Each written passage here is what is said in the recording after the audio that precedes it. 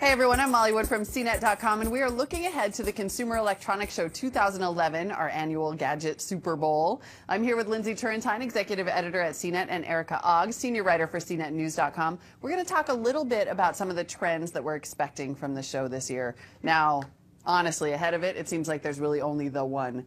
Tablets. Tablets everywhere. Very much so. Yep. Yeah, so what are you guys hearing? I mean, are we going to see non-stop Android tablets? Is it going to be all Windows Phone 7? Erica, what have you heard so far? I am expecting a lot of Android tablets. I mean, there's a lot of people that have been telegraphing it very obviously, manufacturers that are saying, you know, end of 2010, early 2011, so I think we can expect to see those. I think there are going to be a lot of 7-inch tablets. Maybe some that are a little bit smaller, but I'm thinking probably solidly in the 7-inch area.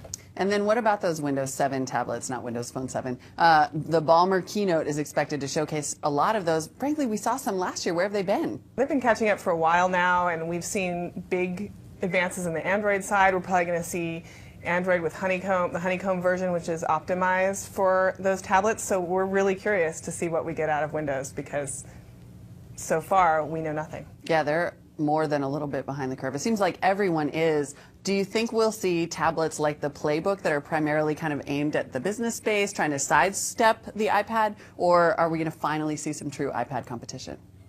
I think we're going to see all kinds of tablets. Anything you can think of, you'll probably see it. And then, of course, the big shadow that's hanging over CES is the possibility of the Verizon iPhone. Let's, you know, like, what do you think are the odds here? Let's go out on a limb, play some bets. Lindsay, what are the odds of the Verizon iPhone being announced during CES? During CES, I think slim to none.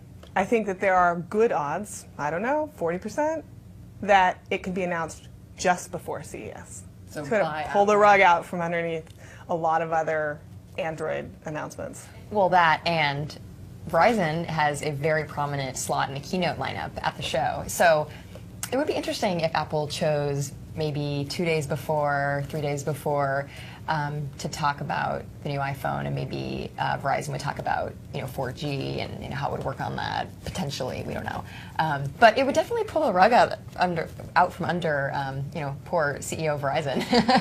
Yeah. Steal his thunder a little bit, but who knows? Well, and Apple's done that before. I mean, didn't they announce the iPad right during CES? They have certainly, or was it the MacBook Air? The original iPhone. That's right. That was back when we had Macworld, and we don't have Macworld anymore at the same time slot. So right.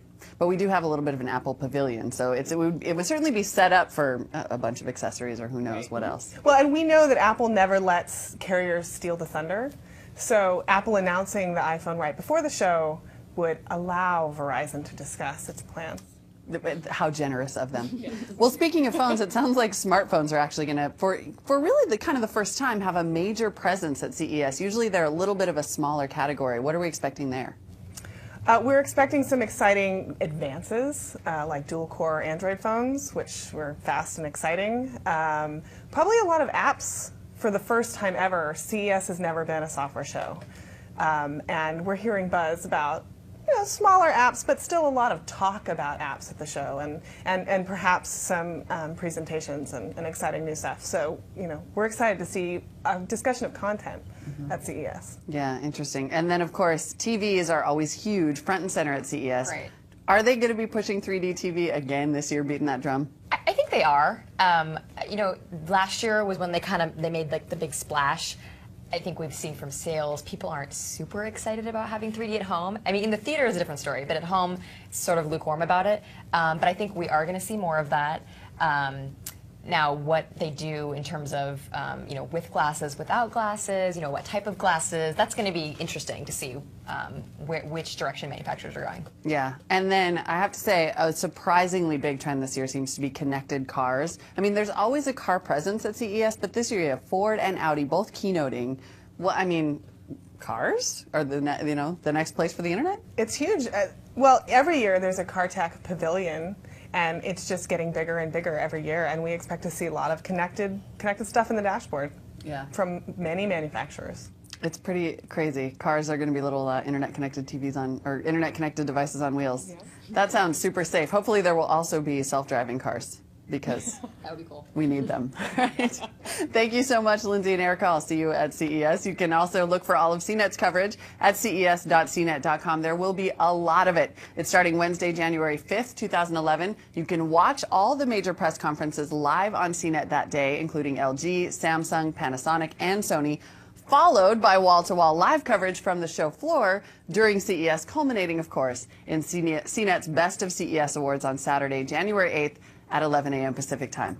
I am tired just thinking about it, but I'll see you then.